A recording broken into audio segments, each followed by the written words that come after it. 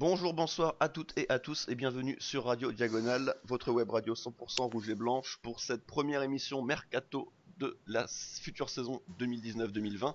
Une émission sous forme Fantasy Mercato, vous commencez à y être habitué puisque c'est la troisième fois que nous allons vous proposer cette émission. On va voir les joueurs à prêter, les joueurs à couper, évidemment le recrutement également à faire. Et avec moi ce soir, il y aura Adrien. Salut Adrien. Salut, on prend les mêmes et on recommence. Voilà, très honoré de participer à cette troisième édition du Fantasy Mercato. C'est ça, puisque c'est l'équipe habituelle, donc Adrien, Boris. Salut Boris. Salut à tous. Pour l'instant, aucun des mecs que j'ai proposé a jamais été pris, mais c'est pas grave, on lâche pas l'affaire.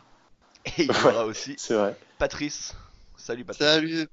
J'espère faire aussi bien que le Mercato de l'été dernier, qui aurait été bon.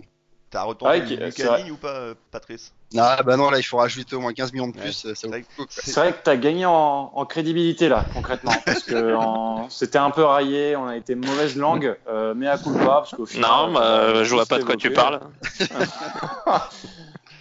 Non, ça va, sur Digne et sur Bamba, j'avais quand même bien vu. Ouais, c'est vrai. Surtout sur Bamba, parce que Digne, c'est peut-être un petit peu moins surprenant, mais Bamba, c'est vrai que c'était peut-être un peu plus un pari, quoi. Oui. En tout cas, chers auditeurs, pour vous expliquer comment on va faire, on va procéder ligne par ligne, donc on va évidemment remonter le terrain petit à petit, et puis après on va vous proposer les joueurs qui nous semblent être obligatoirement à couper, et évidemment les joueurs à recruter, et on va commencer avant toute chose par celui qui déchaîne les passions en ce moment, celui qui est la cause de tous les maux sur ce monde, à savoir notre entraîneur Leonardo Jardim. Et je vais commencer par toi, Boris. Déjà, je connais un petit peu la réponse, mais penses-tu qu'il faut garder Jardim? Et sinon, as-tu une idée d'un potentiel coach pour le remplacer? Du coup, moi, alors, c'est pas un secret, j'ai jamais été un énorme fan de Jardim. Pas spécialement plus maintenant qu'avant. Je suis même plutôt presque plus dans les modérés aujourd'hui que dans les excités, on va dire, à son sujet. Néanmoins, moi, dans ce Fantasy Mercato, j'ai fait le choix de le remplacer. C'est pas que je pense qu'il peut pas bien faire l'an prochain. Je pense qu'un Jardim, avec une saison où il n'y a pas de Ligue des Champions, en reprenant un peu tout à zéro, ça m'étonnerait pas qu'il soit capable, honnêtement, de faire une saison, par exemple, à la Lilloise, et de faire vraiment une bonne saison avec un Monaco sur le podium. Mais voilà, au sorti de la saison cata qu'on vient de vivre, je pense qu'on a besoin, et voilà, avec pas de C1 pour l'année prochaine, l'activité vraiment baisse, je pense qu'on a besoin d'un coup de boost, à la fois pour l'attractivité et puis aussi pour remettre un peu de dynamisme, donner un peu de peps à tout le monde, le club, mais aussi les supporters là qui ont l'air un peu tous au bout du rouleau, et voilà, et aussi pour repartir peut-être avec un entraîneur qui a plus envie de jouer au ballon et qui a plus envie d'une équipe un peu plus énergique que celle qu'on a vue ces derniers temps. Et moi je voyais un seul homme pour répondre à ça, c'est un peu la tarte à la crème depuis des années, c'est forcément Marcelo Gallardo. Donc voilà, un coach ne sera pas forcément facile de déloger de son poste de River Plate, où il a l'air plutôt bien depuis quelques années, mais où voilà, je pense qu'en se donnant les moyens, et sûrement des moyens financiers, et puis dans la conviction pour aller chercher ce coach-là, voilà, c'est vraiment le coach que moi, et je pense pas être le seul, j'adorerais. Tu le prends plus pour les résultats qu'il a avec River, ou plus parce que c'est un ancien du club? Il y a un peu des deux forcément, mais en fait justement la question est pas bête, mais c'est ce qu'il a de plus que Thierry Henry en fait, c'est-à-dire que Henry, on n'était pas forcément tous contents, mais ceux qui l'étaient se basaient beaucoup sur le côté, voilà, c'est une légende du club, ça fait plaisir de le revoir et tout. Gallardo, il y a ça, mais il y a en plus le fait que lui c'est un vrai entraîneur. Il a déjà une petite expérience. Certifié, à moins que il y a toujours certains qui peuvent avoir un doute sur les championnats sud-américains, mais voilà, c'est un coach qui a déjà un palmarès. J'ai regardé rapidement, il a une dizaine de trophées déjà en à peine quelques saisons en Amérique du Sud, dans tout type de compétition. Ouais, même si bon, c'est pas forcément, enfin.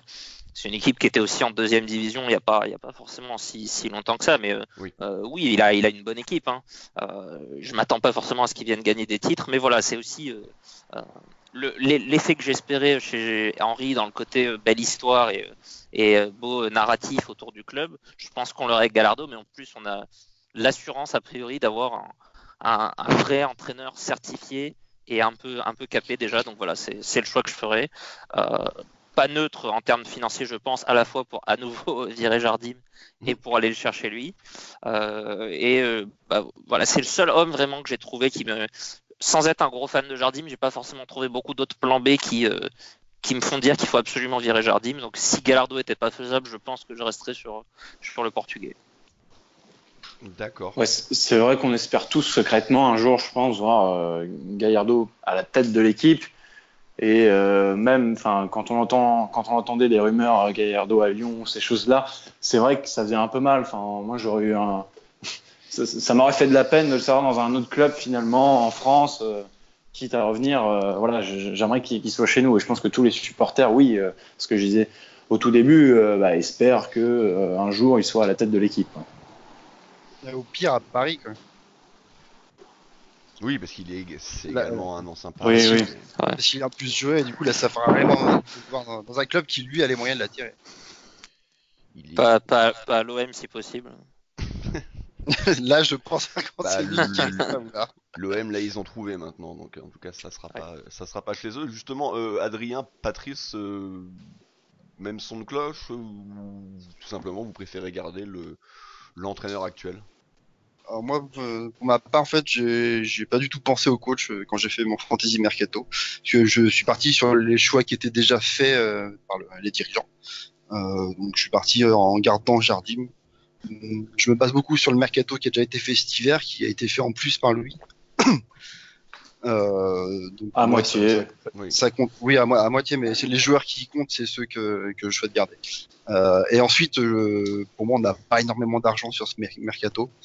J'ai pas envie de dépenser 10 millions pour lui casser son contrat et encore quelques millions pour aller récupérer un joueur, un entraîneur dans un autre club, parce que en libre, il y a personne d'intéressant.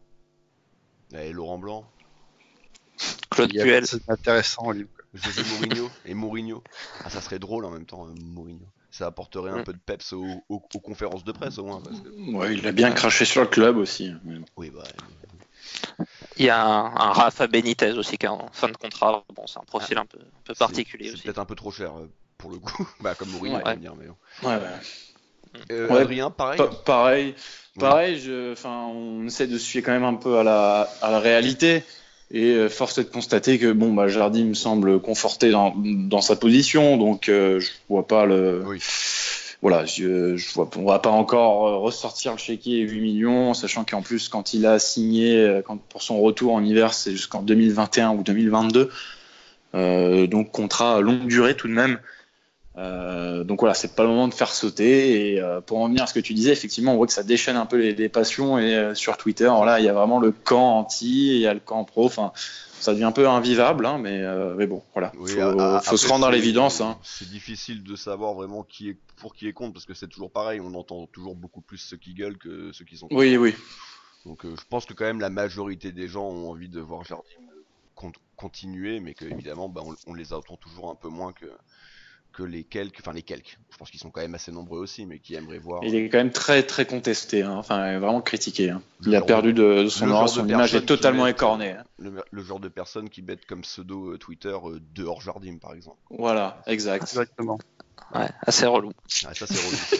Bah, de toute façon, voilà, ça sert à rien de trop rester sur son cas parce que à 98% de chance, ça sera notre coach Oui. l'année prochaine. Donc on va tout de suite maintenant s'attaquer au terrain, ce qui est un peu plus intéressant. Donc on va commencer par les gardiens. Et je vais commencer Avant par même toi. de s'attaquer au terrain, excuse-moi, je Vas-y, me permets préambule quand même. Ça ne concerne pas les joueurs, mais plutôt le staff, puisqu'on évoque Jardim, et donc autant embrayer là-dessus. Sur le staff médical, moi j'apporte des grandes modifications.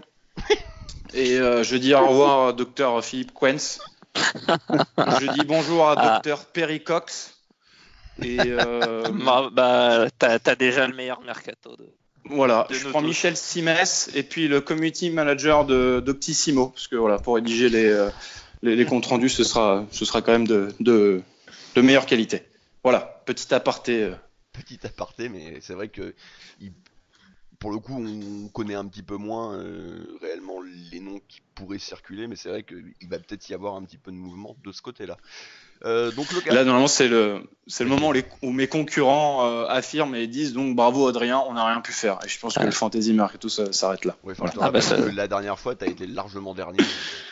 Oui, mais quand même, hein, je tiens à préciser que ce petit scénario catastrophe, quand même, hein, je me suis rapproché, hein, et on n'en était pas loin. Hein. C'est vrai.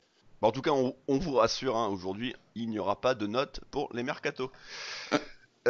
Pour ce qui est donc du terrain, les gardiens de but, Adrien, voilà, on va commencer par toi. En plus, je l'ai devant moi, ton mercato. Donc déjà, dans un premier temps, on peut considérer qu'on a 4 gardiens réellement au club. On peut rajouter Nardi. Quels sont ceux que tu fais partir et quels sont ceux que tu recrutes et pourquoi? Alors, tout le monde part, ça c'est sûr à 100%. Les 5. Je garde Badiachil quand même de son retour de prêt très fructueux à Rennes. Hein. Il a vachement appris en tout cas. Ah, il a été bon. Il s'est imposé, quoi. Il a peut-être aiguillé un vrai Voilà. entraîneur d'équipe. Donc je garde effectivement Badiachil comme doublure. Donc dehors Subasic, dehors Benaglio. Donc Subasic, je pense que pour 1 million ça part. Enfin bon, en ce moment il est blessé, donc pas facile de le vendre. Benaglio, je pense que à l'amiable on peut s'en débarrasser. Seydouci, c'est bon, ça suffit. Et donc pour laisser place Nardi, écoutez, je pense que là il est dans sa dernière année de contrat, 2020 ça se termine, donc c'est le moment ensuite de le vendre. Je sais qu'il y a des clubs de Ligue 1 voilà, qui sont peut-être positionnés dessus, donc voilà, à suivre. Et du coup, moi je jette mon dévolu, même si ça me semble assez compromis, mais ma piste numéro 1 c'était quand même Silesen de Barcelone qui est doublure. Alors voilà, on va chercher très haut, peut-être un peu trop effectivement pour Monaco, parce que cette année c'est une saison très compliquée. Enfin, on va être dans un groupe très restreint. On n'a pas de compétition européenne du coup à offrir aussi à nos recrues pour tout simplement les inciter à rejoindre Monaco. Donc Silesen, ça me semble un peu compliqué quand même si lui donc en a marre d'être doublure à Barcelone. Il a envie de jouer, il a 30 ans maintenant. Et je pense qu'il est évalué à 17 millions, 16 millions, oui. Donc voilà, dans ces eaux-là, je pense que pour 20 millions, ça part. Reste à savoir la volonté du joueur. Du coup, en solution de repli, je me jette sur un gardien de Ligue 1. Gardien de chez moi. Ouais, de l'Hérault, effectivement. C'est Benjamin Lecomte, qui pour moi en Ligue 1 est celui qui est le plus, enfin on va dire pas abordable au niveau du prix. Hein. Montpellier en demande quand même beaucoup trop à mon goût d'ailleurs, pour un gardien de 27-28 je crois. Donc ça me pose souci. Souvenez-vous, moi, l'été dernier j'avais proposé Ruffier. Bon, au final voilà, c'est quand même un très bon gardien de Ligue 1. Il y avait Maignan, mais Maignan je pense qu'il s'il part c'est pour un plus gros club. Hein. Donc voilà, c'est Silesen, Lecomte, et si jamais ça marche pas, il y a Ochoa libre. Voilà. Ah ouais, mémo. Qui était un très bon gardien, mais qui a peut-être un peu sa carrière derrière lui. Quoi. Voilà, et on se plaint un petit peu cette saison des gardiens vieillissants. Il a quand même 33 ans, Ochoa, donc c'est vrai que c'est un peu compliqué, mais c'était quand même un bon gardien. Ouais. Oui, moi j'aimais bien ce gardien, oui. Il aurait mérité petit, mais de le voir dans un club un peu plus costaud. Patrice, toi, au niveau du gardien, je sais que au final, toi, contrairement à Adrien qui change absolument tout, toi, tu restes plutôt sur les pipes qu'on a actuellement. Je veux dire ça. En fait, mon choix numéro 1, en fait, c'est Badiachil, parce que je crois beaucoup en lui. Sauf que pour moi, il est encore trop jeune et on ne pourra pas le mettre titulaire tout de suite. De toute façon, il lui faut de l'expérience, il faut qu'il joue une saison complète. C'est pour ça que je fais dégager Nardi du Cercle de Bruges. Bon, 83 buts encaissés cette saison, c'est un peu trop quand même. C'est pas mal. Vu que c'est sa dernière année de contrat aussi, je pense que c'est le moment de le vendre, sachant qu'apparemment il a quand même une bonne cote aussi en Belgique. Donc je pense qu'il y a des clubs qui seront intéressés. Ouais. Et du coup, je place Badiachil au Cercle de Bruges en prêt pendant 1 an. Et du coup, soit on voit il est bon et du coup il peut revenir à Monaco l'année prochaine en tant que titulaire, soit ça va pas. Et l'année prochaine, et Subasic et Benaglio ont plus de contrat et donc on est libre de prendre vraiment le gardien qu'on veut. En fait, ce que je veux pas, c'est parer Badiachil en prenant un gardien très bon meilleur que Subasic et Benaglio tout de suite cette année. Ouais. Ou alors aux grosses opportunités de prêt du style Navas ou Silicen qui seraient disponibles. D'accord. Donc Ouais, c'est pour donc, ça que je garde pour l'instant Subasic, Benaglio qui sont pour moi quand même de très bons gardiens pour la Ligue 1. Aller chercher des gardiens qui ont un cran au-dessus. Pardon. Pour moi, oui, ça reste de bons gardiens de Ligue 1. Je suis désolé. oui, bah en tout cas, ils ont leur carrière qui parle pour eux, mais c'est vrai que dernièrement, ils sont un peu moins défendables. Mais c'est vrai que dans l'absolu, c'est des bons gardiens, surtout Subasic, hein, qui nous a quand même fait plusieurs bonnes saisons. Mais c'est vrai que ça fait quand même 2 ans que c'est. Trop, c'est trop. Cette saison, Subasic, si on enlève ses blessures, les Oui. peu de matchs qu'il a joué, on n'a pas eu grand-chose à lui dire quand même. Hein. J'ai pas souvenir de bourde ou de matchs perdus à cause de lui. Au contraire, j'ai souvenir de matchs où on garde des points grâce à lui. Quand il est revenu, oui. Quand Il y avait le match, ouais. je repense au match de Rennes notamment, le dernier de Jardim où il laisse quelques passer la conneries, frappe mais de bon. Ben Arfa. Ouais. Ouais. Mais après, je dirais qu'aussi les indisponibilités font un peu partie du problème avec ces deux gardiens, quoi. Donc, C'est surtout ça le problème. Ouais. Après, je sais pas si t'avais fini, Patrice, du coup, si je peux. Oui, je peux dire que je vends 6, mais bon, ça Ouais. va être intéressant. Ouais, Pour combien Pour combien Pour 500 000 balles, non Bah, Ouais, en pour Angleterre, millions. ça peut se refourguer à 5 millions d'euros. Moi, je suis assez proche de base, on va dire, du raisonnement de Patrice sur Badiachil, qui est que contrairement à Adrien, moi j'ai plus envie qu'il joue vraiment une saison complète. Et pour moi, le seul endroit où on peut être assuré de ça, c'est à Bruges, parce qu'on peut un peu leur dire quoi faire. Donc, on va dire que je vais envoyer aussi Badiachil à Bruges, et coûte que coûte, il fera sa saison de titulaire, parce qu'en le prêtant ailleurs, on peut pas avoir cette certitude-là. Nardi, bon bah pareil, on essaie on va dire de monétiser sa dernière année de contrat, le peu que ça peut valoir. Par contre, moi là où je suis pas aligné, c'est sur le côté. Pour moi, c'est inconcevable de refaire une saison avec Subasic et Benaglio, à la fois pour le niveau qu'ils ont affiché ces 2 dernières saisons, et pour le côté aussi indisponibilité, parce que et l'un et l'autre, enfin si on a vu autant Setoussi, c'est notamment à cause de ça. Ça ressemblait presque à un sketch la saison passée. C'était déjà pas terrible l'année d'avant, et puis voilà, le niveau à côté fait que pour moi c'est pas concevable de repartir avec eux. Ce serait vraiment incompréhensible de la part du club. Ça peut être gênant effectivement de partir sur un nouveau goal dans l'hypothèse où Badiachil se révélerait être un crack. Comme j'ai pas du tout cette certitude là sur Badiachil, je prends pas le risque. Je l'envoie à Bruges et puis on avise dans un an si on voit qu'il est vraiment fort. Et puis au pire, s'il est vraiment fort, ça fera une rentrée d'argent. Et du coup, moi, je recrute. Je suis parti sur un local aussi, enfin sur un voisin, on va dire, c'est Walter Benitez, le goal de Nice, qui dans les très bons gardiens de Ligue 1, je trouve peut-être un peu moins hypé qu'un Lecomte ou qu'un Maignan par exemple, peut-être une hype un peu plus discrète, alors qu'il me semble être de plus ou moins de cet acabit-là. Il est immense. Je suis d'accord. Pour moi, c'est le meilleur. Mais je trouve qu'il est vachement attaché à Nice. Enfin, ça se voit, ça se ressent. Et c'est pourquoi je suis pas allé je pense que c'est très compliqué d'aller le chercher en tout cas. Écoute, honnêtement, j'ai pas forcément de ressenti à ce niveau-là. C'est possible. Je pense que c'est pas un transfert infaisable en termes, en tout cas financiers. Est-ce que pour convaincre le gardien, ce sera plus compliqué que ça peut-être C'est pas forcément arrêté sur Benitez. Hein, j'avais Silesen aussi dans ma shortlist.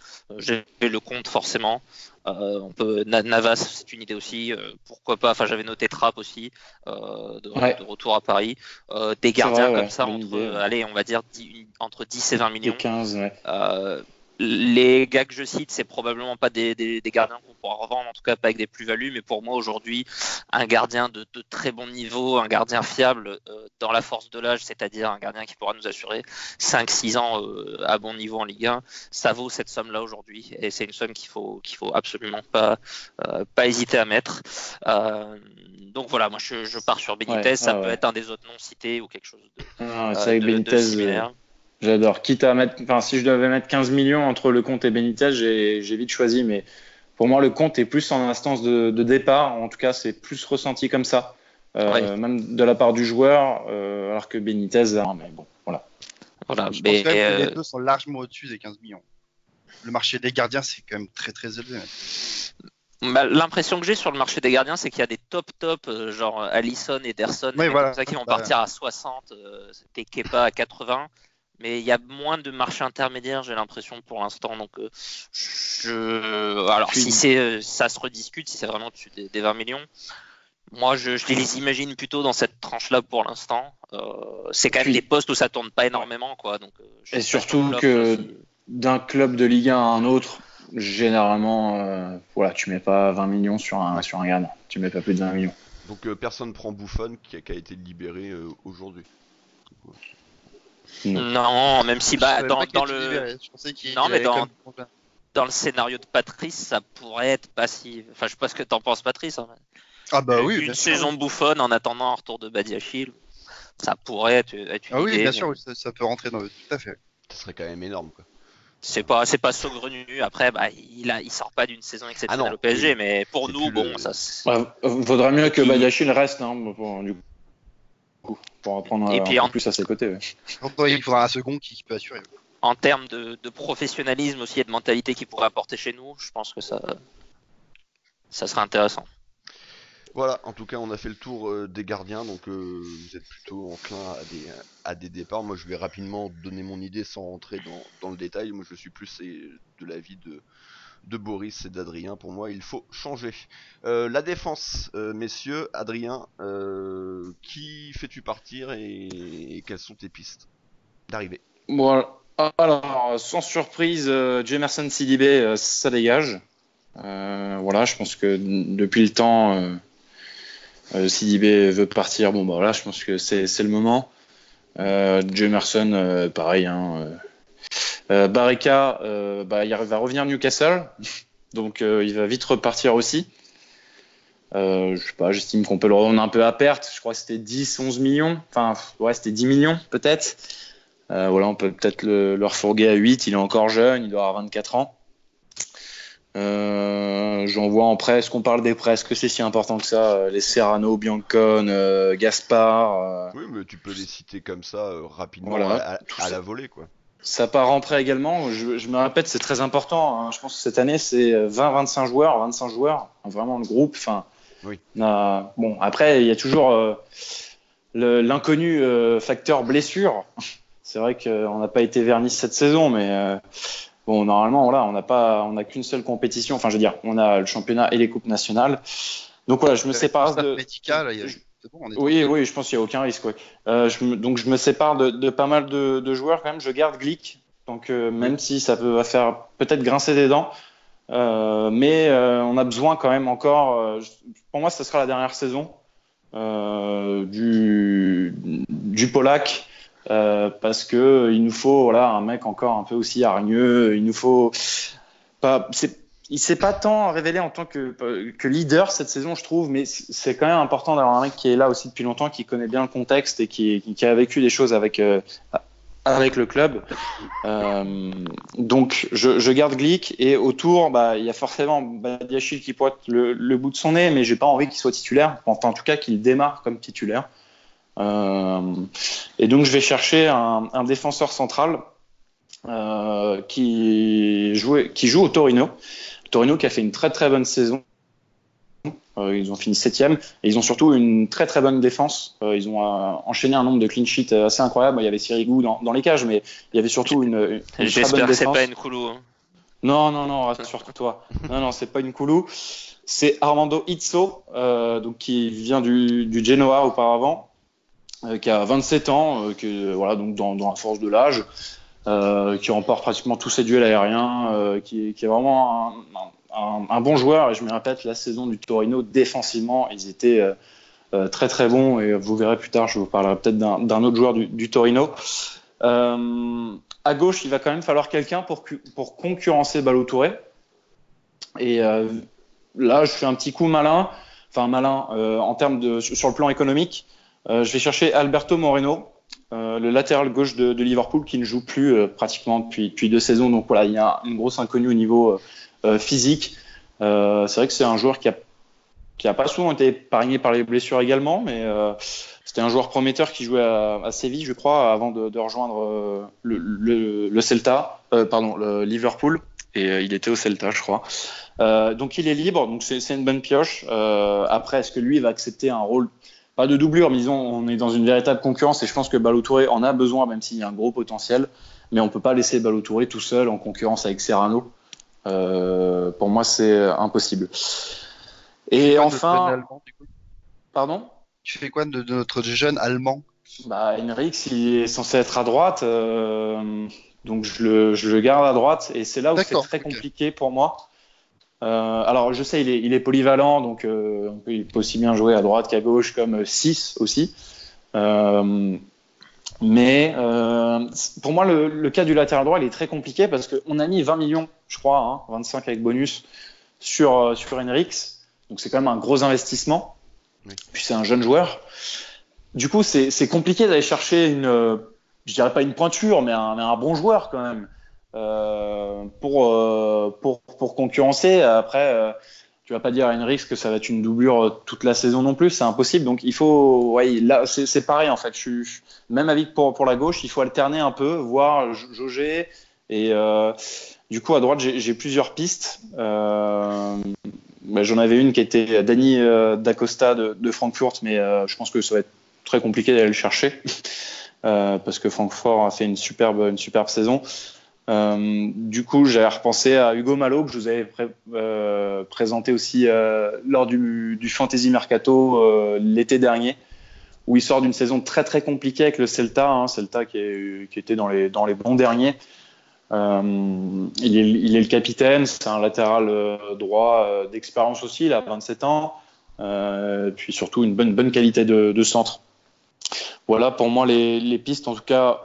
En défense, je vois très bien des Kenny Lala par exemple, mais il n'acceptera pas, je pense, de venir en tant que doublure ou d'être en concurrence vraiment avec Henriks. Enfin, ça va être compliqué, je pense. Voilà, ça dépend. Soit tu brises en fait l'avenir d'Henriks à Monaco, soit donc en misant sur un numéro 1 total, soit tu cherches une doublure ou un A'. Voilà. D'accord, donc de la défense actuelle, pour résumer, tu gardes Ballo et Glick, et puis tu mets un autre axial à côté de Glick, et à droite c'est un peu plus... Badiachil en backup. Ouais, voilà. Patrice, de ton côté pour la défense ?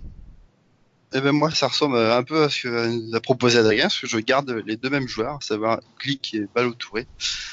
Pour moi Glick reste assez solide.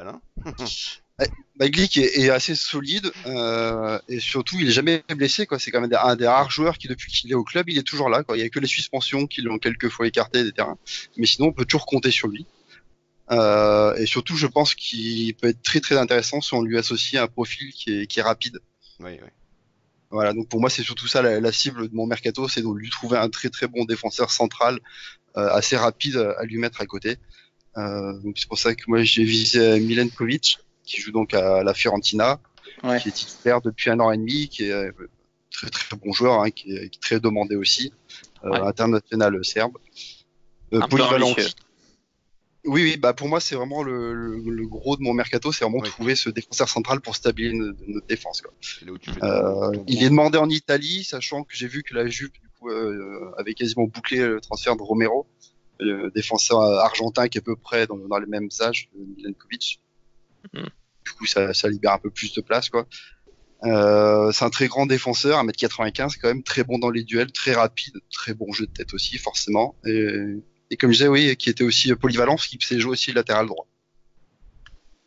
Il a joué, la majorité de la saison, il l'a joué autant en défense centrale que sur le côté.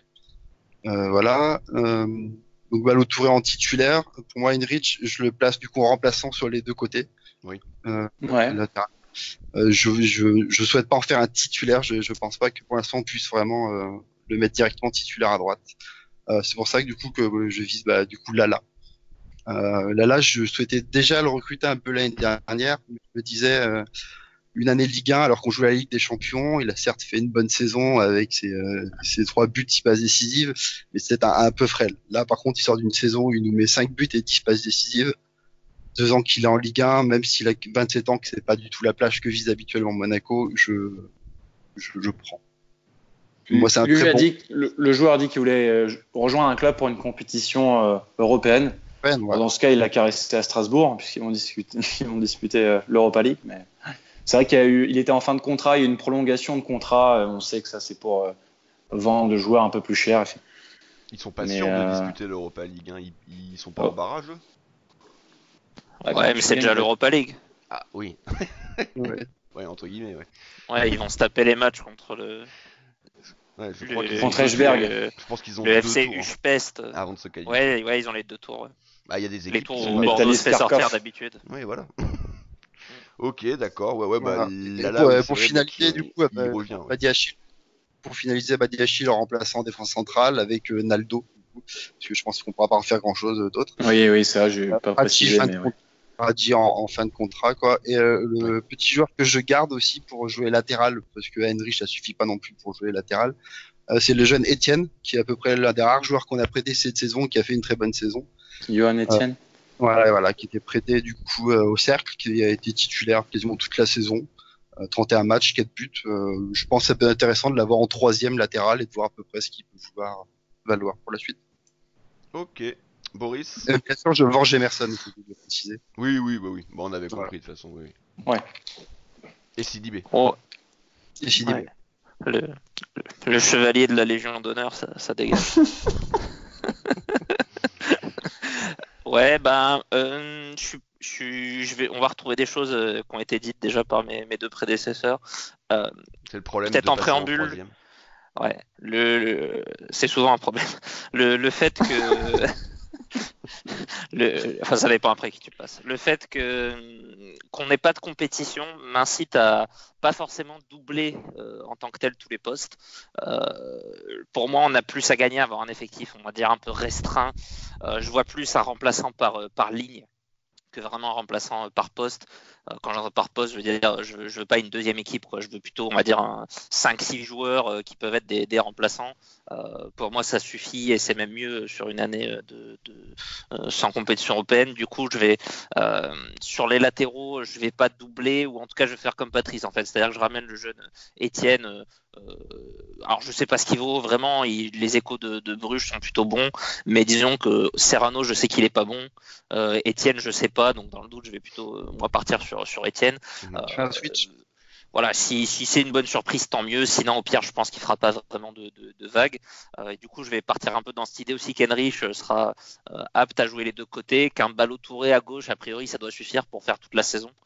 Après, bon, t'as un pépin physique, ça peut arriver, mais pour moi, c'est mieux de pas alourdir trop l'effectif et du coup. En A' un peu moi je pars dans l'idée aussi un peu comme Adrien Henrich, il faut quand même essayer d'insister un peu plus avec lui vu le prix qu'on l'a payé, vu la cote qu'il avait quand même en arrivant. Je pense pas qu'il a fait une saison un peu dégueulasse, mais je pense pas que ça soit un si mauvais joueur que ça, ou en tout cas j'ai envie de m'en assurer qu'une deuxième saison. Ouais. Pour le concurrencer, je vais lui mettre un profil un peu. J'ai essayé de faire la bonne pioche, un peu qu'a essayé de faire Adrien aussi. Je suis parti sur Ignazio Abate, le latéral droit du Milan qui est en fin de contrat, qui a jamais été un joueur fantastique, mais qui est quand même maintenant un joueur de grande expérience, un international italien. Il a joué plus de 300 matchs pour Milan. C'est un joueur qui connaît aussi, je pense que cette connaissance du fonctionnement d'un gros club, même s'il n'a pas forcément connu les meilleures années du Milan, mais c'est quelque chose qu'il peut aussi nous apporter. Puis je pense que c'est quelqu'un de fiable du coup si Henrich n'arrive pas à passer le cap ou s'il doit être amené à jouer à gauche, c'est quelqu'un sur qui on peut compter, qui a quand même joué une 20aine de matchs cette année au Milan. Un joueur avec de la bouteille, ouais. Ouais, donc on va dire ça, c'est pour les latéraux du coup. Et pour les centraux, donc Gemerson, ça dégage aussi. Je fais partir Radji, Naldo pour rien, mais à la limite, c'est un des 2 restés pour faire le 4e central, pourquoi pas. Toujours dans cette optique d'un gros pro serré, je suis parti plutôt sur du jeune, genre du Panzo en 4e, mais oui. Pourquoi pas. Je garde Badiachil forcément parce que beaucoup d'espoir sur lui. Je garde Glick.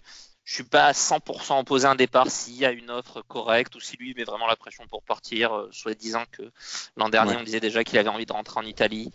Je suis pas vu son. Enfin, moi je veux un jeu propre et il y correspond pas forcément. Si vraiment il s'avère que ça le fait pas et qu'il doit partir, je m'y opposerai pas complètement, mais on va dire c'est aussi à un moment donné il faut un peu de stabilité quand même, quoi. C'est-à-dire qu'on peut pas, on a déjà viré là les gardiens, on peut pas changer tous les postes non plus dans une équipe. Ça reste un joueur quand même assez fiable, même s'il a une saison difficile. Mais voilà, je partirai sur lui, mais un peu voilà dans cette optique que par contre il doit sauter à la fin de la saison, il doit plus être titulaire. Ouais, Quoi. ouais. Il faut que Badiachil le fasse sauter. Et l'an prochain, il est plus là. Et au pire, si Badiachil ne le fait pas sauter, on a un niveau plancher correct avec ce joueur.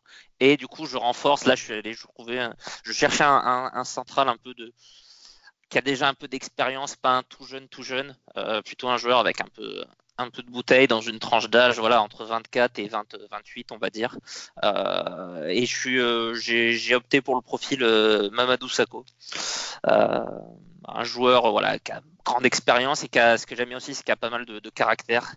Et je pense qu'on en a besoin. On connaît tous un peu l'environnement à Monaco, un peu relax, un peu détente, où quand tout part en couille, il n'y a pas forcément beaucoup de force de l'extérieur pour redresser le groupe dans le bon sens. Et je pense qu'un joueur comme ça peut aider aussi dans cet aspect-là. Et qui est gaucher. Ouais, c'est pour ça que je te posais la question. Je me rappelle plus trop Badiachil. Badiachil, je pense, peut jouer à droite du coup. Et voilà, Sakho, je pense que, enfin, physiquement, c'est un joueur qui en imposerait beaucoup dans le championnat de France. Il a une carrière un petit peu bizarre, un petit peu erratique entre son passage à Liverpool à Crystal Palace. Ça reste un joueur qui aussi par sa suspension, notamment. Qui était finalement, du coup, après, il était. C'était avéré faux. Enfin bref. Ouais. Quand il a joué, a toujours été plutôt bon en Angleterre quand même. C'est une très bonne idée.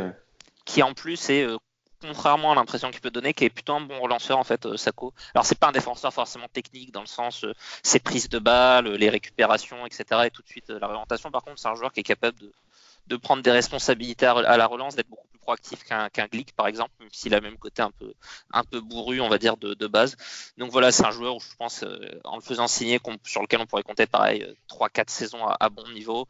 Et c'est un joueur que je pourrais imaginer très bien venir à terme aussi un capitaine par exemple de l'équipe. Ouais.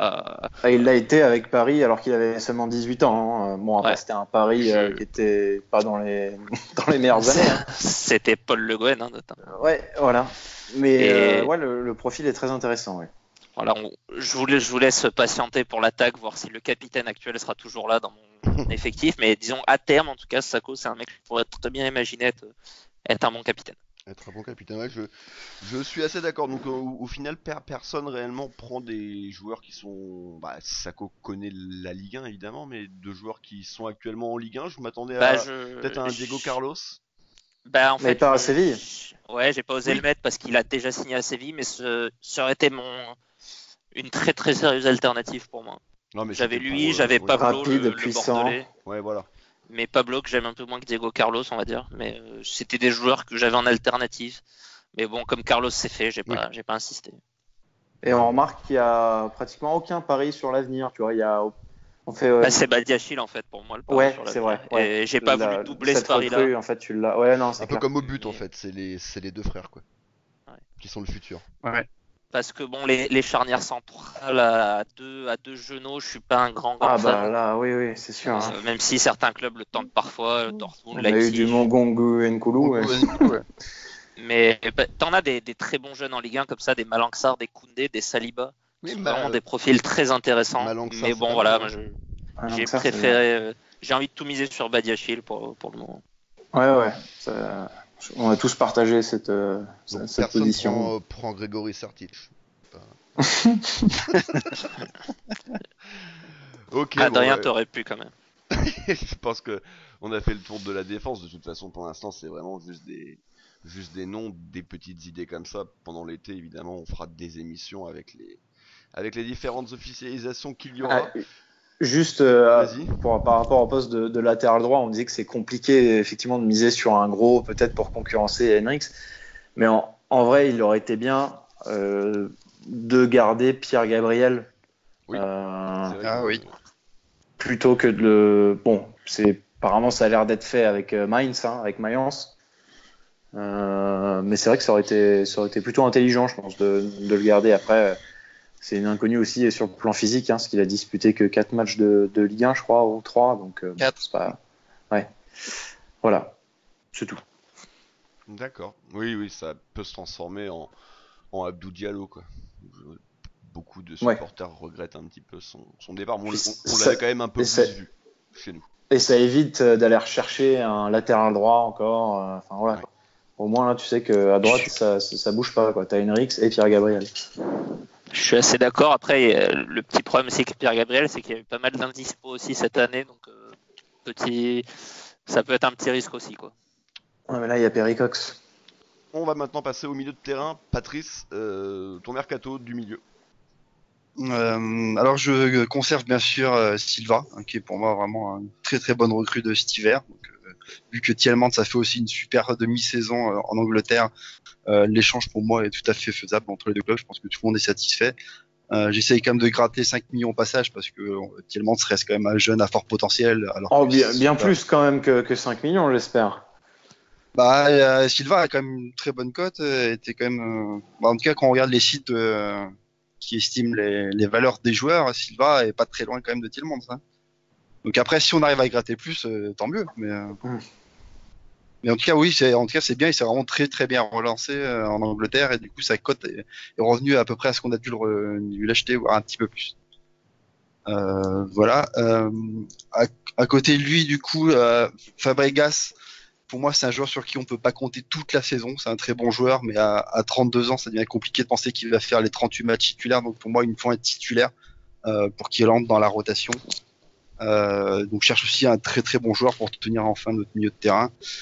J'ai pensé du coup à André Gomes, du coup le joueur du Barça qui a été prêté cette saison à Everton, un joueur qui a des problèmes d'adaptation au Barça, un joueur qui est aussi de l'écurie Mendes, hein, autant en profiter. Et puis surtout le duo Silva-Gomez m'intéresse bien. Il a 25 ans et je pense que son prêt peut être réalisable. Je conserve parmi tous les milieux de terrain qu'on peut avoir, qu'on a recruté l'année dernière, Aoulou. Pour moi, c'est le seul qui a un profil un peu plus physique déjà que les autres et qui est intéressant. Et c'est le seul qui, par moment, sur quelques séquences, avait l'air prometteur. Donc je le mets dans la rotation et je peux voir si je lui donne une deuxième chance, quoi. Sinon, Aïd Benasser et Pelé, pour moi, ça part à la vente. Sinon, Golovin reste bien sûr mon homme fort au milieu de terrain, celui sur lequel je compte. Pour moi, c'est sa deuxième saison, c'est celle où il est intégré, c'est celle où il peut vraiment éclater, quoi. Dans la rotation du coup au poste haut, pour moi, Boschkilia qui revient. Pour moi, c'est un bon renfort, donc autant l'utiliser. Assez polyvalent, il peut jouer milieu, soit ailier, donc très bien dans la rotation. Et du coup, pour un peu concurrencer à ces postes-là, petite recrue, c'est Joao Carvalho. Donc, c'est un joueur qui est absolument méconnu, hein, qui a 22 ans, qui fait partie de l'écurie Mendes aussi, petit portugais, qui a un profil très très similaire à Bernardo Silva. Là, tu nous prends des Portugais, là. On va avoir le 11 du Portugal, quoi. Il est U21. Oui. Il est encore jeune. Il a été formé à Benfica, là du coup il est à Nottingham Forest. Où il a fait une très bonne saison aussi. C'est un pur 10 tout petit, très rapide, qui moi me plaît bien, qui appartient aussi donc du coup à l'écurie Mendes. Donc c'est un pari que je ferai. D'accord, un peu un profil comme celui qu'on avait. Boris, tu voulais, c'était Bernard, c'est ça, le Brésilien. Ça serait un peu le même genre de joueur du coup en termes de gabarit et de profil. Pour moi, oui. De ce que j'ai vu des vidéos que j'ai pu voir de ce joueur, oui, c'est à peu près ça. Ouais. Très petit, qui joue dans les petits espaces. D'accord. Très bonne vision de jeu, quoi. Voilà. Boris, milieu de terrain. Alors du coup, Tillmans, effectivement, ça dégage. Alors moi, j'imagine un delta quand même un peu plus important entre lui et Adrien, mais je ne sais pas forcément ce qui a été convenu entre les deux clubs. Mais vu le peu de matchs que jouait Adrien là-bas, bon, j'espère que ça ne sera pas trop cher. Aoulou, Benasser, Boskilia, Pelé, Grand Cyr, Chadli, ça dégage. Bon, Adama Traoré, je compte pas, hein, il n'existe plus. Si vraiment fallait en garder un, ce serait plus Benasser que Aoulou pour moi. Mais bon, dans tous les cas, je ferais plutôt partir. Je garde forcément Gelson et Adrien Silva. Du coup, un peu pas tout à fait comme Patrice. En fait, moi, pour concurrencer ou en tout cas compléter le milieu, Adrien Fabregas, j'ai opté pour un profil un peu plus défensif parce que c'est quand même des joueurs, même s'ils sont un peu durs au mal, qui sont pas forcément très très physiques et qui ont des gros volumes de jeu. Donc, je suis parti sur Sama Sekou, le milieu le malien de Salzbourg. Voilà, que j'avais bien aimé à l'époque de la campagne de Salzbourg en Coupe d'Europe quand ils avaient joué notamment l'OM, qui, alors je sais pas trop, mais j'imagine une enveloppe autour d'une trentaine de millions d'euros pour ce joueur-là. Voilà, qui est un joueur un profil un peu plus défensif, mais qui se projette aussi beaucoup vers l'avant, qui je pense peut se rapprocher un peu d'un Fabinho qu'on avait à l'époque. Voilà, un milieu assez dynamique dans la récupération, mais aussi propre avec le ballon, et qui du coup peut à la fois suppléer Fabregas durant ses absences, peut offrir aussi au coach d'autres possibilités avec un profil un peu plus dynamique éventuellement en cours de match, qui je pense est un joueur qui a encore un profil pour grimper, pour d'éventuelles plus-values, parce que c'est pas forcément le cas des joueurs mentionnés auparavant. Donc voilà, on va dire j'ai ce trio-là principalement pour les deux postes du milieu, avec du Endoram, du Massengo pour concurrencer, ou pour en tout cas pour faire le nombre. Et sur les milieux offensifs, du coup moi je garde les trois de la saison passée, Lopez, Golovin, Gelson. Pour moi, il leur faut de la concurrence. Mais en fait, plutôt que d'aller recruter un joueur, la façon de les mettre en concurrence que j'ai trouvé, c'est de passer en 4-4-2 en fait, et que du coup, ils aient plus que 2 places pour 3.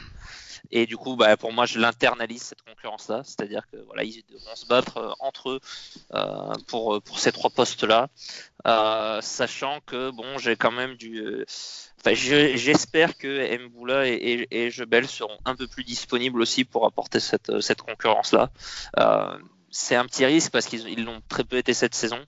Donc voilà, peut-être qu'il faudrait un profil en plus, ou en tout cas un joueur un peu plus fiable. On pourrait imaginer garder Diop dans la rotation. Moi, je l'ai envoyé au Cercle Bruges dans mon scénario. Mais voilà, du coup, je pars là-dessus sur le milieu de terrain. D'accord. Oui, c'est vrai que toi, du coup, c'est cette option de 4-4-2 qui quand même drive beaucoup de tes choix, quoi. Ouais. Forcément. Voilà, bon, ça commence à révéler un peu mes choix en attaque. Adrien? Même postulat que puisqu'on parle schéma tactique, ce sera le 4-4-2 également. Mais pour en venir au milieu, moi je vais me débarrasser du coup à l'instar de Patrice et de Boris, je vais me séparer de Tielemans en vente sèche, puisque je ne conserve pas Adrien Silva.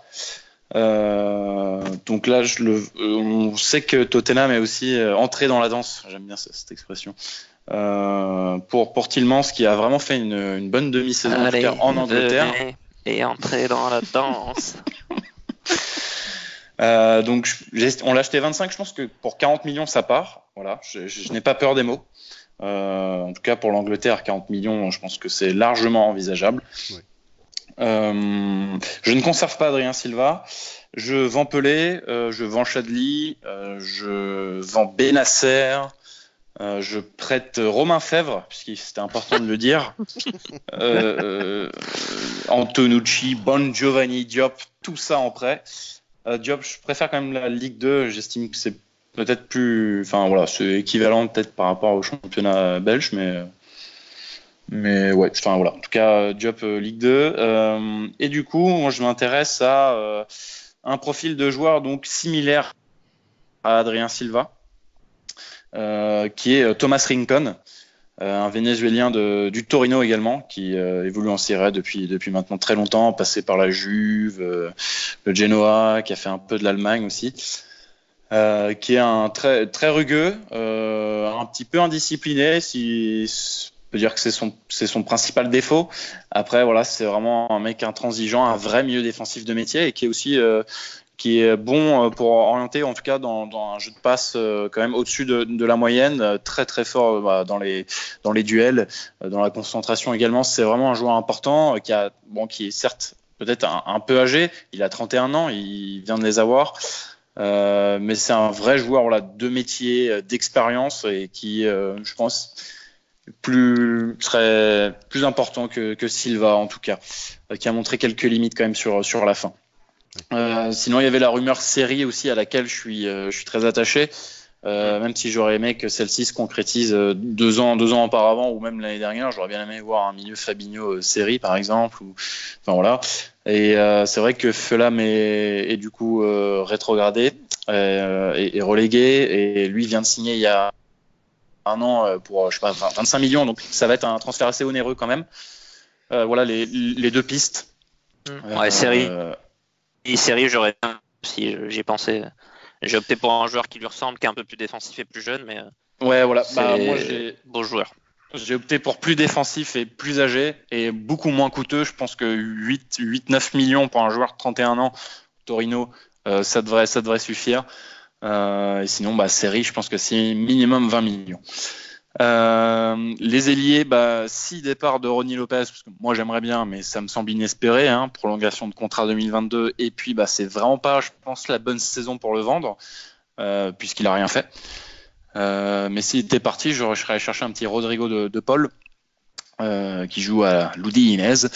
Je l'ai beaucoup voir en Italie, vous avez pu le constater. Et je récupère quand même Baldé, parce que il peut aussi bien jouer devant. Voilà, il y a la polyvalence sur les ailes et sur les côtés. Et je reprête Bousquilia, tiens. Je vois sur ce que tu m'as envoyé qu'il y a un autre milieu de terrain. Oui, mais je le dis pas. C'était vraiment une piste C, voire D. C'était Étienne Capou de Watford. Tu n'assumes pas celle-là? non, mais ça manque de français. C'est pour ça que j'aimais bien aussi la piste Sacco de Boris, où on a besoin aussi peut-être de francophones. Et effectivement, Étienne Capou connaît la Ligue 1. Il a fait aussi ses armes en Angleterre, qui est un championnat très, très rugueux. Je pense c'est pas ridicule non plus. Mais tu voulais absolument le souligner. Mais Capou, je pense que c'était pas mal. Mais c'est cher. Mis, donc c'est pour ça. Puis avec Capou, on reste dans le thème Italie du coup. Je vois ce que tu veux dire. Voilà. D'accord. C'est bon, on peut enchaîner. D'accord. C'est bon. Après cette. On fait des blagues de géographie. Mais... de toute façon, qui dit fantasy mercato dit moment de malaise. Forcément. Dit fantasy humour aussi. L'attaque, les attaquants, Boris, donc 4-4-2. Les buteurs. On va commencer par la grande question. Ouais, moi je mise tout sur Jovetic et Pellegrini pour la saison prochaine. Quatuor, Jebel, c'est non. Effectivement, grosse discussion Falcao. Je me suis tranché, je me suis pas tranché quand même, je suis pas allé jusque là, je suis pas désespéré à ce point, mais j'ai vraiment arrêté mon avis qu'aujourd'hui, et c'est presque con, mais c'est le fait que je sois parti sur Gallardo m'a donné envie de rester du coup avec Falcao, parce que je me suis dit si Gallardo vient, on peut pas lui faire ça, on peut pas lui enlever le Colombien, les deux anciens de River, les deux Sud-Américains. Pour moi, ce qui est sûr, c'est que, en tout cas avec Jardim, et dans l'hypothèse du coup, on partirait sur un 4-2-3-1.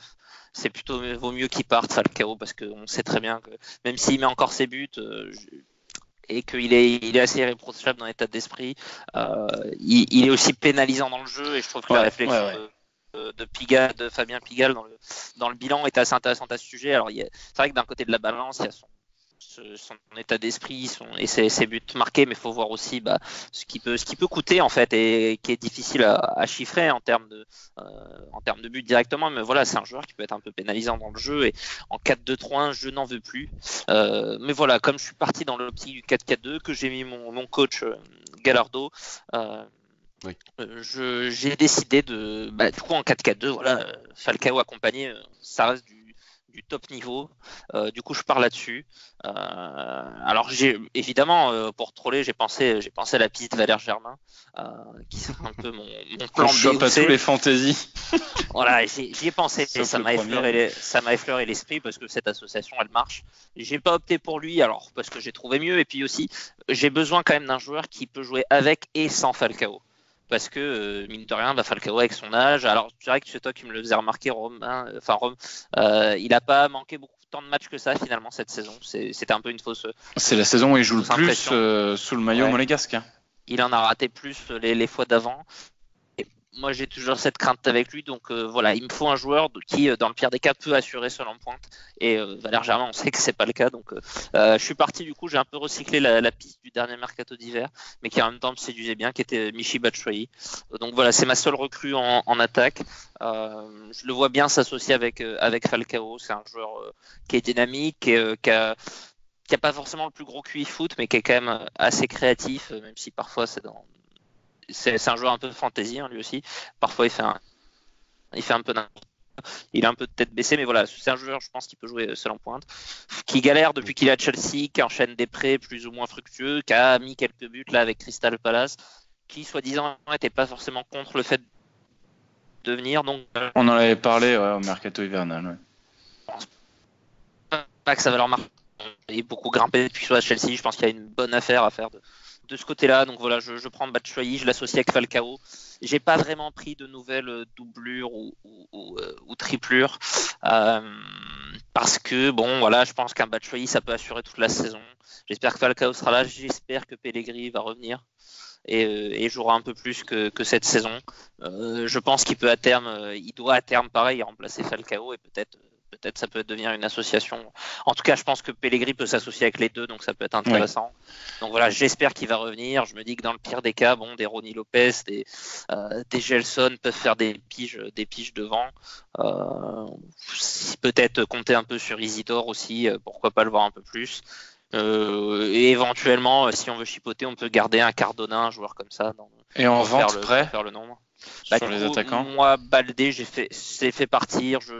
C'est pas forcément saugrenu de le garder pour son côté polyvalence, et puis c'était un joueur correct chez nous. J'étais pas fan de son abattage, etc. Mais bon, il a quand même mis un certain nombre de buts et de passes D.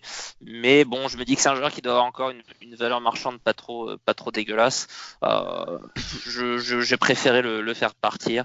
Cardona, pareil. Je pense que c'est un garçon qui quand même s'imposera pas à terme dans du très haut niveau, donc autant le vendre maintenant. Après, s'il fallait pour faire un peu le nom dans l'effectif, Vinicius, je garde pas et j'envoie Silla et le petit Foster en prêt du coup au Cercle Bruges voilà. Alors Silla, j'ai vraiment pas beaucoup d'espoir en lui, mais s'il peut faire une saison correcte en Belgique, peut-être quelques millions à tirer, et puis pareil pour Foster. Donc voilà pour l'attaque. Et que fais-tu de l'homme de verre?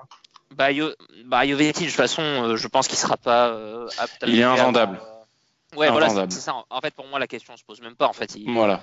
Peut-être qu'on se la posera. Là, pour moi, c'est même. Il est en mercato hivernal, peut-être. Mais voilà, je vois pas qui peut venir le chercher pour le moment. Ouais. Il jouera pas tout de suite chez nous, de toute façon. Oui, moi, je serais pas contre son départ, mais là, s'il revient, c'est fin octobre. C'est octobre, quoi. Voilà. Donc, ça sera éventuellement un bonus dans la saison s'il arrive à jouer par-ci par-là, mettre quelques buts, mais c'est pas un joueur sur lequel on peut bâtir, on l'a bien compris, et sur lequel on peut compter. C'est vrai. Patrice, pour toi. Toi, rappelons que du coup, t'es plus parti dans ton mercato sur un 4-2-3-1 parce que tu crois pas du tout au 4-4-2. 4-3-3. Oui, ou 4-3-3 selon comment on voit les choses. Voilà, exactement. Sachant que je fais un recrutement qui permet aussi de jouer en 4-4-2 aussi. À mon avis, ça dépend de l'adversaire et si on veut renforcer notre milieu de terrain ou notre attaque. Du coup, je vais parler aussi des ailiers. Donc pour moi, je vends Baldé. C'est la saison qu'il fait à l'Inter prouve vraiment qu'il n'y a peut-être pas grand chose à en tirer en plus, même si j'ai bien aimé ce qu'il a pu faire cette première saison à Monaco, qui serait tout à fait apte à jouer dans un 4-3-3 en plus cette fois-ci, mais je préfère profiter qu'il ait encore une bonne cote pour le vendre. Idem pour Ronny Lopez, c'est la saison qu'il fait vraiment pas terrible. J'ai pas trouvé qu'avec Gelson du coup ça s'associait si bien que ça sur les ailes. Et j'ai peur qu'il fasse encore une saison similaire et que sa cote baisse complètement. Je préfère profiter qu'il ait encore un peu de cote pour le vendre et recruter quelque chose de plus intéressant. Bien sûr, du coup, je garde Gelson vu que son option d'achat a été a priori levée. Et j'espère que du coup qu'on va retrouver le Gelson qu'on a eu au tout début quand il est arrivé. Celui qui faisait vraiment plaisir à avoir. Sinon, du coup, pour le recrutement sur le trail, je vise Brahimi, donc qui est libre, qui a fini son contrat à Porto, qui fait encore une grosse saison à 29 ans. Hein, du coup, il a mis 13 buts, 9 passes décisives en 49 matchs. Je pensais qu'on était un peu trop petit pour lui, qu'il pouvait viser plus haut, mais bon, il y a beaucoup de contacts avec l'OM a priori. L'OM qui joue pas non plus de Coupe d'Europe, donc si il peut venir à l'OM, je pense qu'on peut tout à fait aussi l'attirer chez nous.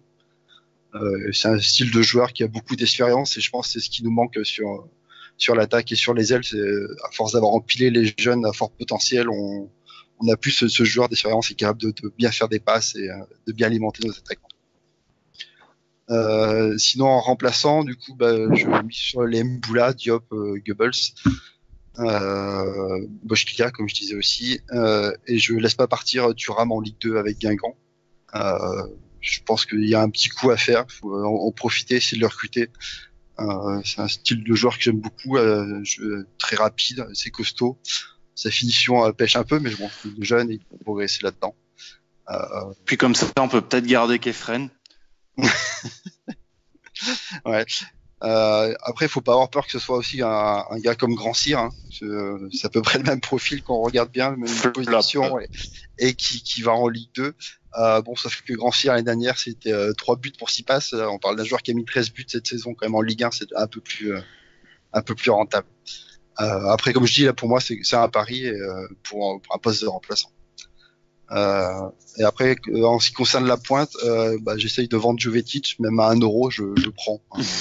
Pour moi, je pense qu'il coûte plus cher en infirmerie qu'en salaire.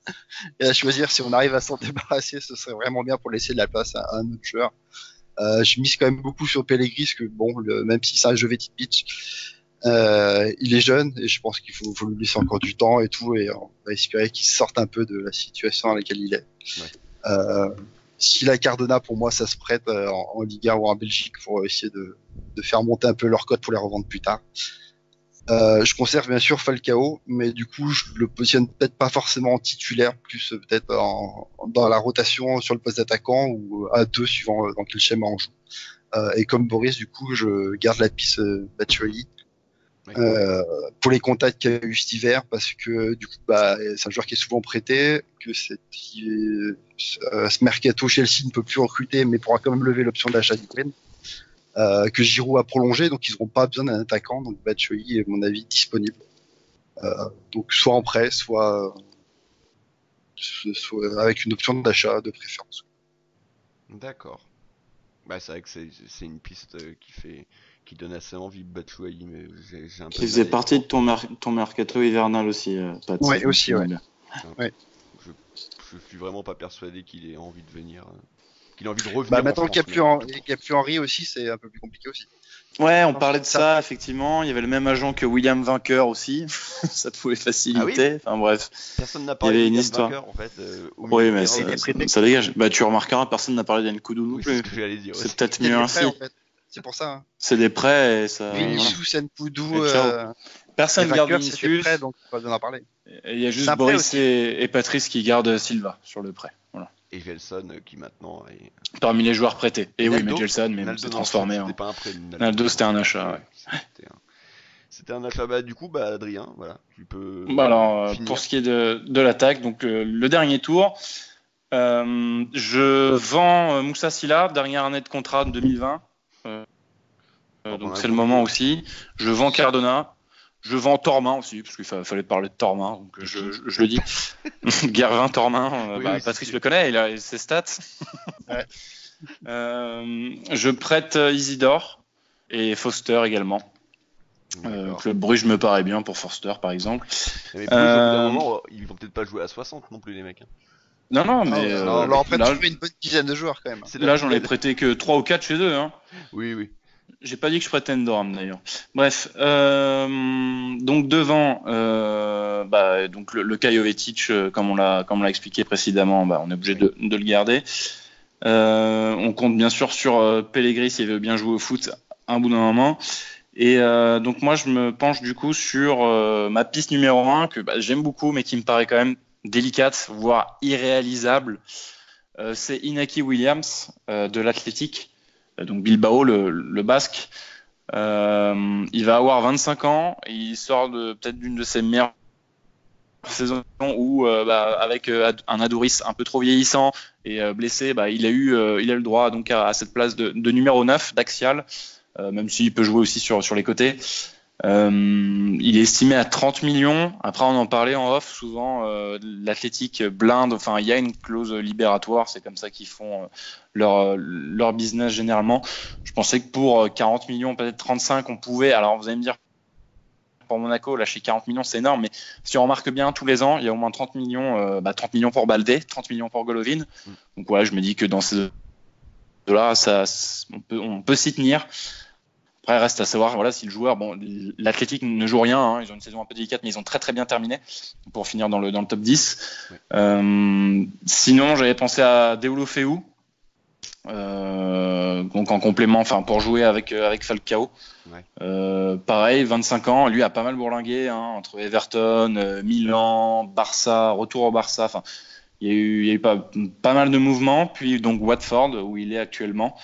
Acheter 12 millions par Watford, je pense qu'on peut acheter pour le double, donc 25. Voilà, ce sont les deux pistes. Après, je vais penser à d'autres, mais vu que mes collègues se sont tenus à deux pistes, je vais pas aller plus loin. Il y a personne qui vient de Serie A ce coup-ci ? Non, cette fois. T'as pas un attaquant du Torino ? Non. J'aurais bien voulu prendre Mbaye Niang. Mais il y est toujours celui qui valait 100 millions il y a 2 ans et qui en vaut 5 Belotti, ouais, il a toujours pas bougé. Ouais. Exact. Non, mais en Italie, sinon j'avais Domenico Berardi. Mais bon, même, là, ça fait aussi longtemps qu'il a à Sassuolo. Je pense qu'il est temps pour des attaquants de soutien. De soutien, de complément. Ouais, non. Enfin, Deulofeu, oui, je vois ce que tu veux dire, même si ça lui arrivait de jouer devant aux côtés de Troy Deeney. Mais Inaki Williams pour le coup lui il a vraiment joué dans l'axe, même si oui il a cette polyvalence comme je le disais. Formation à dire il est un peu. Mais voilà, il faut un profil différent de Falcao qui puisse prendre la profondeur, qui dézone aussi et qui aurait très bien fait avec Pellegrini. Un peu ce qu'on espérait d'un Keita Baldé par exemple. Oui, exact. Voilà, c'est ça. Okay, voilà pour l'attaque. Bah écoutez, on a fait le tour. Donc pour synthétiser globalement, on part sur une reconstruction d'équipe à 50%, un peu moins, et plutôt derrière au final, si je résume bien vos différents mercatos. Globalement, hormis Patrice, ça veut changer au niveau du gardien, ça veut changer la moitié de la défense. Ouais. Pas trop touché au milieu de terrain du coup, parce que c'est vrai qu'en même temps c'est là où on a fait un recrutement quand même assez intéressant cet hiver entre Gelson, Adrien et Fabregas. Il y a un renfort, c'est tout. Ouais. On peut considérer que voilà, moi je suis assez d'accord avec Lapis Boris, avec vraiment prendre un joueur, moi qui me rappellerait un Fabinho ou un Bakayoko, que on pouvait espérer que ça soit à Oulu, mais bon visiblement ça risque d'être compliqué quand même. Et pour l'attaque, prendre au minimum un joueur en espérant évidemment que Pellegrini puisse enfin fouler les pelouses et arrêter de se blesser. C'est pas toi, Boris, qui nous disait qu'il serait un peu court pour la reprise ? Bah, j'ai lu ça sur Twitter aujourd'hui. Alors je sais pas quelle fiabilité de cette information. Mais la reprise elle est donc quoi ? Dans 2 semaines, 3 semaines ? Ouais. Donc, ouais, après ça dépend si on parle reprise d'entraînement. Ah oui, moi je parle de la reprise d'entraînement. Ah, toi tu parlais de la reprise Non, je pense que c'était plutôt la reprise d'entraînement. Ah ouais, parce que sinon merde, s'il est toujours pas là pour le mois d'août. S'il est pas là mi-août, ça va commencer à faire beaucoup là. D'accord. Bon. Donc, après, voilà. Je pense que ce qui est intéressant de remarquer, c'est qu'on a assez peu pris finalement entre guillemets des jeunes pépites. Mais je pense qu'il faut pas le voir forcément comme une rupture avec le club. Enfin, je sais pas ce qu'en diront Adrien et Patrice. C'est aussi une question de rééquilibrage, c'est-à-dire que je pense que ce qu'on a vu là ces dernières années, les 2 dernières, surtout la dernière, on peut pas valoriser 20 pépites en même temps. Il faut revenir peut-être à l'époque d'avant où on en valorise 3, 4, 5 au milieu de 4-5 joueurs plus expérimentés, plus fiables, des Moutinho, des Falcao, des Glick. Avec plus de références. Donc voilà. Ça saccade, Boris. Ça saccade. On a perdu Boris, donc Adrien prend le relais. Je prends la relève. Non, mais effectivement, je le rejoins. C'est vrai, c'est pas non plus une fracture avec la politique, mais en l'occurrence, on a quand même beaucoup de joueurs sans contrat, comme on le disait. On a essayé quand même d'en virer pas mal, d'alléger aussi bien l'effectif que la masse salariale. Et ces jeunes-là, c'est vrai que même pour eux, c'est compliqué. En venant à Monaco, maintenant, on n'attire plus autant parce que on voit comment on traite nos jeunes. Finalement, souvent, ils sont là juste pour être prêtés, ou alors on essaie une saison puis on s'en sépare. Donc c'est vrai que c'est compliqué maintenant. Je pense que Monaco a un peu perdu de son aura aussi également auprès des jeunes. Mais voilà, il est important de faire venir des joueurs de métier aussi, des joueurs avec un douche de bouteille pour faire le lien entre les jeunes et les plus âgés également et pour être compétitif tout de suite. C'est ce qu'on demande maintenant. Voilà. Oui. Bon bah messieurs, je pense qu'il est l'heure de, enfin il est temps de conclure. Voilà, je pense qu'on a à peu près fait le tour. De toute façon, voilà, pour l'instant il y a pas, il se passe pas. Ça t'a trop, plu? il se passe pas grand chose. Oui, moi c'était mon premier mercato. Bon, tu étais fantasy. que simple spectateur, Oui, mais j'étais que simple passeur de plat. C'est pas un exercice que j'affectionne particulièrement de C'est faire. ta meilleure émission, je trouve, chez Radio Diagonale. Parce qu'on m'a pas meilleur trop perf. entendu. Pour une fois, j'ai pas Ouais. eu 50% du temps de parole. Ouais, c'est pas faux. Donc voilà, messieurs, merci. Pour ce qui est de la prochaine émission, bah, vous verrez. On a prévu de faire 2-3 trucs, mais vous saurez assez Bah, rapidement. bon, il y aura mais toujours les comment- gazettes Oui, de toute façon, Hein, il y aura des gazettes mais, selon actualité. mais il y Et aura pour peut-être parler des de, surprises. justement de Jeff Rennes, Adélaïde, de Alexis Claude Meurice, des jeunes. Et de David James. C'est un peu le risque. À Calamity. C'est un Ouais. peu le risque. Voilà. Bah merci messieurs de m'avoir accompagné. Tiens, des... Vas-y. Oui. Non, d'accord, ok. Ça saccade, Boris. Boris, je crois que là, il va falloir meubler un peu. Donc. C'est ça. Voilà, bon bref, il est temps de conclure. N'oubliez pas de nous suivre sur les différents réseaux, de partager, de liker cette émission. Ah oui, rapidement aussi, pour ceux qui sont toujours là évidemment, on vous rappelle qu'on a lancé un recrutement. Voilà, on recherche de nouveaux chroniqueurs radio, étant donné que Nicolas et Romain nous ont quittés cette saison malheureusement. Donc voilà, donc n'hésitez pas à nous envoyer nos candidatures, vous avez le détail. Vos candidatures, ouais. Sur le compte Twitter et Facebook. Voilà, pour savoir comment faire. Voilà, on a déjà reçu quelques demandes, mais bon, n'hésitez pas, si ça vous intéresse, de participer à nos émissions. Voilà messieurs, il est temps de conclure. Prochaine émission, je vous l'ai dit, ça sera une surprise. D'ici là, portez-vous bien et Dagemunego. Et bisous.